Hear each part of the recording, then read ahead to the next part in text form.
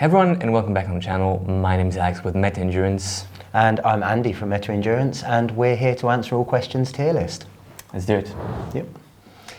Prime X2 missing from the list. Well, yes, but that's kind of on purpose. We didn't include the Prime X2 in the Daily Trainer tier list. It's in the race day shoe video, if I remember well. Yep. And that's where it belongs for us. I mean, we know that Ivan from the team is using it as a recovery shoe, but yeah. I think it is quite a versatile shoe, but carbon plated, high stacked, probably not the best for an everyday trainer. Why not Ultra via Olympus 2? The one was a brick, and then more questions about Ultra shoes.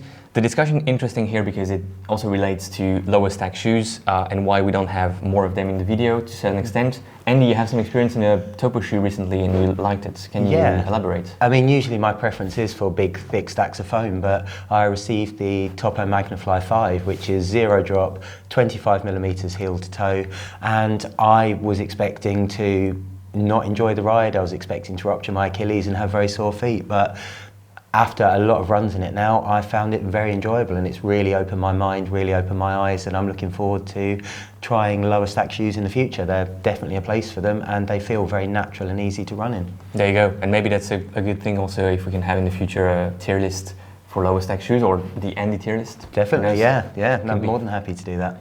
Superblast, well, that's obviously one of the main questions we've had, and yes, the Superblast wasn't featured in either of the videos, and there's a good reason for that. We have an Uptempo tier list coming up, and the Superblast is definitely an Uptempo shoe. It's a super versatile shoe. It could have been in the race day shoe tier list for, you know, slower marathon runners, in the daily trainer category as well, but Uptempo feels like the right place to have it. Yeah, Uptempo's long runs, like you say, a very versatile shoe, but probably again not a daily trainer, especially at that price.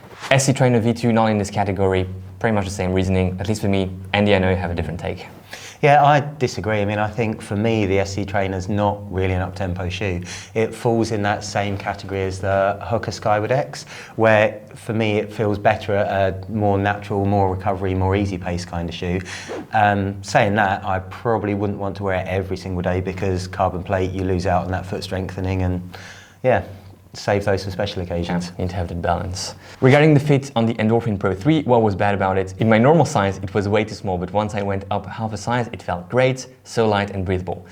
To be honest with you, there's nothing wrong as such about the upper of the Endorphin Pro 3. The really bad upper in the Endorphin Pro series for me was the Endorphin Pro 4. The Endorphin Pro 3 didn't have the best heel lockdown, but it wasn't that bad, and that's why it's actually quite a good ranking for that shoe in the tier list.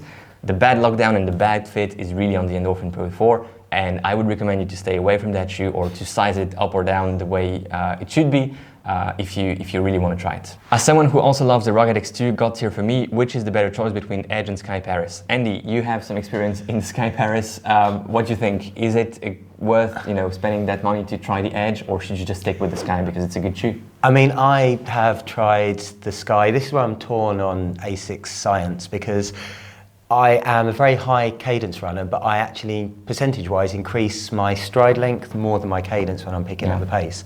I haven't tried the Edge in the Paris version, but I have the Sky. In the past 3 weeks, I think I've managed to put in over 100 kilometers worth of long runs, fast-paced sessions, and for me, it's straight into the God tier. It is light, it is fast, it's beautiful to run in, and as I found with Alex yesterday and with a few friends in a long run on the weekend, you can pick up the pace and it really, really helps you get those miles in. So yep, straight into the God tier. I find it better than any of the previous versions of the Edge and the Sky that I've used. Great shoe. I think for me there's a small difference between the Edge and the Sky. I would put the Edge in the God tier category and the Sky in the home run category, so the second best category, simply because I feel like the Edge really improved compared to the past versions. The Sky is still at super good shoes, but the market is moving forward, everything is improving, so the Sky kind of didn't move that much. For me at least, the Sky Paris, the Edge Paris was really a leap forward, and I do enjoy the Edge more than the Sky. For who loved Vaporfly 2, which shoe do you recommend? I will pick one, and that's going to be the Diodora Gara Carbon, because I think it's very similar to the Vaporfly in probably even a better way. It's somewhere there with the Vaporfly Next%. I mean, for me, the same thing. I mean, I was out running with a few of my friends the other day in the Gara Carbon, and they were asking which shoe it's like. And for me, it does have that magic of the original Vaporfly. It gives you that pop. It's that lovely mix between cushion and firmness and response. It's a good shoe that more people should run in. It's genuinely great. There you go, Gara Carbon. Don't be scared by the price point. It's definitely worth it. I don't see the Endorphin Leite. Where would you rank that shoe? Yes, I forgot about the Endorphin Leite. It would have been probably in between a runner's high and a runnable category, so 3 or 4. It's not a bad shoe, it just has a terrible grip and it doesn't have anything that special for me. I know some people like it, a niche community of fans out there. You can find the review online, by the way. It's Silke and myself who wrote it on metendurance.com. You have the link right here in the description, so if you want to read it, just go click there. Why are only super high stacked cushion plated shoes ranked? Andy, do we have any lower stack carbon plate shoe that we forgot about? No, I mean, I think there's the New Balance Pacer Original, maybe the Saucony Sinister if that's plated, but I think this was the Marathon Day, Race Day tier list. So Marathon Day, Race Day shoes are high stacked, carbon plated. That's the modern fashion, so that's why the list looks like it does. And referring to the Pacer, there's the Pacer V2 coming out, which is probably falling into that marathon category for people who prefer a lower stack shoe. As it looks very much like a plated Rebel V4, which for me sounds like dreamland, so looking forward to that one a lot. What about the Tier, TYR? I don't know how to pronounce it. I have only a couple of runs in that shoe. It's probably not going to be a God tier, I can already tell you that, but I need to have more runs just to assess it properly. How is the Strong X2 not God tier? I have them and they are really so good. Again, this is coming down to personal preferences, and I feel like it's not a bad shoe at all. It has some upsides to it. It's just not up there for me for race day on the marathon. I've never run in it, but I know I have a very toxic relationship with the Prime X1. It's a shoe that I adore running in, but it's the shoe that's caused me the most injuries because of my lazy knee lift, which means I fall over the huge high stack height a lot.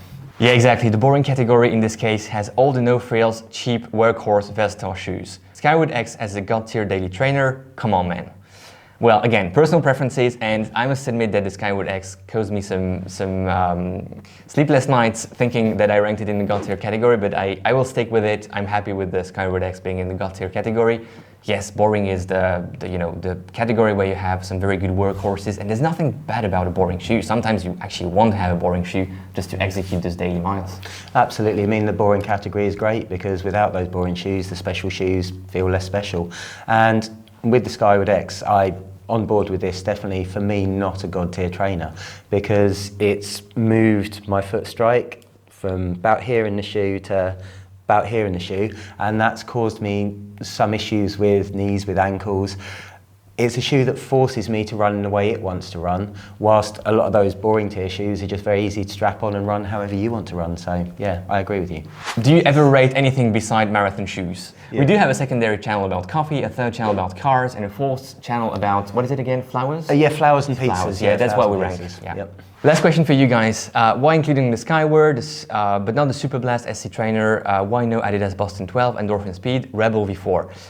For most of them, it's because they're coming up in the Uptempo tier list. Releasing soon, no worries guys, it's coming. We just need to work a bit on it. Rebel V4 is interesting because I think it can be an Uptempo shoe. It can also be seen as a daily trainer or that sort of all-rounder shoe. Yep. I know that you're actually a big fan of the Rebel. Absolutely. Can you elaborate maybe on that? Yeah, I mean, I think this version of the Rebel, with the added width, the added depth that they've put into it, it's moved it for me more from an up-tempo shoe, more to a daily shoe.